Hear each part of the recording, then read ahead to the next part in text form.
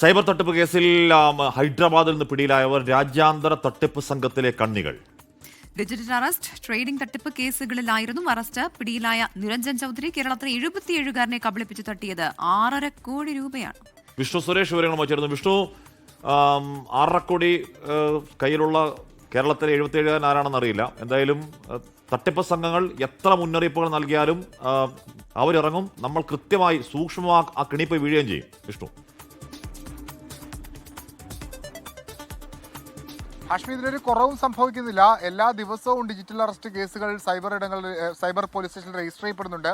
പല ബോധവൽക്കരണവും നടക്കുന്നു. പക്ഷേ ഒരു തരത്തിലും തട്ടിപ്പിന്റെ തോത് കുറയുന്നില്ല. അത് ക്രമാതീതമായി വർദ്ധിച്ചു വരികയാണ്. ഇതിപ്പോൾ CBI അറസ്റ്റ് ചെയ്തു എന്ന് പറഞ്ഞാണ് ഈ 77കാരിൽ നിന്ന് 6.5 കോടി രൂപ ഈ നിരഞ്ജൻ ചൌധരി തട്ടിയെടുത്തത്.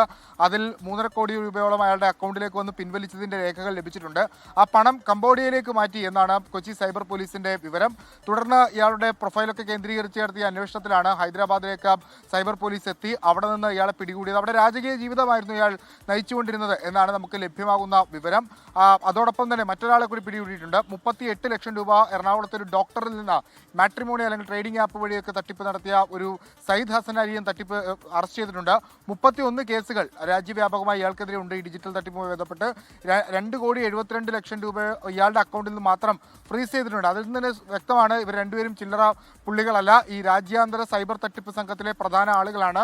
ഒപ്പം ഈ ഒരു പ്രധാനപ്പെട്ട കാര്യമുള്ള, നേരത്തെ ഈ സൈബർ തട്ടിപ്പിന്റെ ഒരു പ്രധാന കേന്ദ്രമെന്ന് കേരളത്തിലെ പോലീസൊക്കെ വിശേഷിപ്പിച്ചിരുന്നത് ജാർഖണ്ഡാണ്. പക്ഷേ അത് പതിയെ ഇപ്പോൾ ഹൈദരാബാദ് കേന്ദ്രീകരിച്ച് മാറിയിട്ടുണ്ട് എന്നാണ് മനസ്സിലാവുന്നത്. അതിന്റെ കിങ് പിന്നൊക്കെ ഹൈദരാബാദിലുള്ളത്. ഇപ്പോൾ 2 ആഴ്ചക്കിടെ 3 നിർണായകമായ അറസ്റ്റുകളാണ് ഹൈദരാബാദിൽ നിന്ന് ഡിജിറ്റൽ തട്ടിപ്പുമായി ബന്ധപ്പെട്ട് കൊച്ചി സൈബർ പോലീസ് നടത്തിയിട്ടുള്ളത്.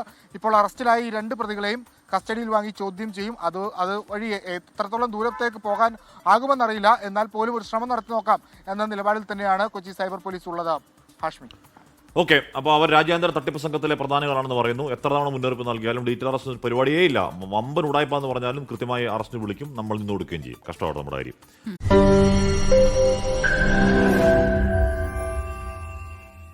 ലോകത്തെവിടെയായാലും ഏത് സമയത്തും 24 വാർത്തകളും ഓഗ്മെന്റഡ് റിയാലിറ്റി പാക്കേജുകളും എക്സ്പ്ലെയിനറുകളും വിശദമായി കാണാൻ ഞങ്ങളുടെ YouTube ചാനൽ നിങ്ങൾക്ക് സബ്സ്ക്രൈബ് ചെയ്യാം.